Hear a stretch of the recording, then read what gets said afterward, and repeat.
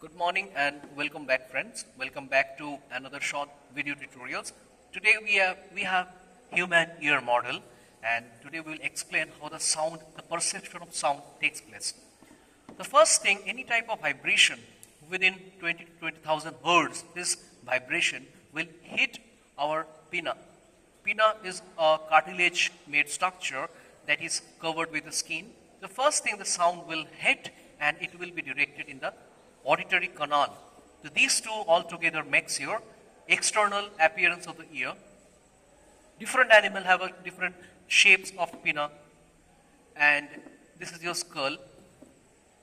Afterwards, the sound will travel to the middle portion of your ear. So it is very interesting to note that first phase the sound will travel to the gas media, that is through the ear media. Then it will migrate to the middle portion where the bones are present.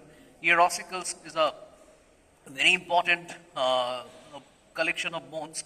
Malleus, incus, and stapes, that we say hammer, anvil, and stirrups. So the sound vibration will now migrate to the inner part of your ear through that vibrational propagation of sound through the ear ossicles. So first thing, the sound will hit to the pinna, move to the auditory canal, then it will vibrate your tympanic membrane, or you can say the eardrum. The drum is now associated with three set of bones. Malleus like a hammer-like, incus and stapes. Then it will move to the inner part, the most important part, how it makes your body in a balanced state, a static balance, a kinetic balance, and balancing and listening to the sound or the vibrations like microphone. So now the sound will migrate to the ear ossicles, then hit to the oval window that is in attachment with the cochlea. The inner part is the cochlea. This part is most important, that is your inner ear. This is cochlea, called as a microphone of your ear. Then you have two portions, that is for the static balance, the vestibules, made up of utriculus and sacculus. The utriculus and sacculus important for movement of your body forward and backward and up and down respectively. These portions, the outer exterior peripheral part is filled with a liquid called as a perilymph. And the innermost part of this cochlea, if you take a section of it, you see the three chambers. So the innermost part is filled with a liquid called as an endolymph, and exterior part is filled with a perilymph. And one important thing that we can note, like in response to the gravity, or when you're sensing the thing, say if you're sleeping and suddenly your head falls back or your body is not in the balance, so there are some crystals in your brain, in your liquid, this endolymph. It is inside your brain, obviously. So calcium carbonate crystal migrating, floating like aerosols in the liquid of endolymph and perilymph.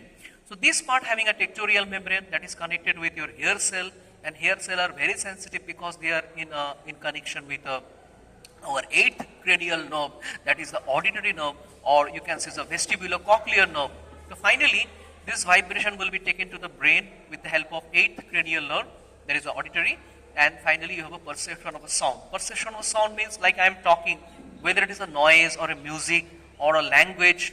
So this sound vibration has to be decoded in the brain. That is the perception of a sound. Different animals have a different range of perception.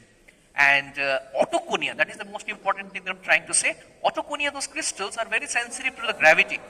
So when your body is not in a balance, the fine displacement of this crystal will activate the hair cell. So the moment there is a little disbalance, it will send signal to the brain in terms of balancing your static balance of your body. So you have to mention the two functions. Like first is the microphone, like this cochlea is acting as a microphone. There is the sound perception and also for the body balance. Another important information that sound here has to travel in the three different media. First, sound travels in the gas medium, that is your external ear, pinna, and that canal. Then it will move, the vibration goes through the bones. So the velocity of sound is going to rise when it is moving through the bones because it is solid.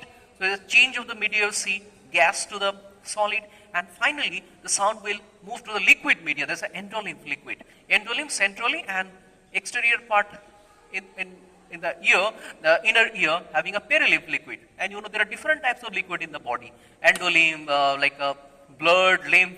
cerebrospinal fluid, synovial fluid, so endolimb and perilimb is that type of fluids present in your ear. So this is how your mechanism works.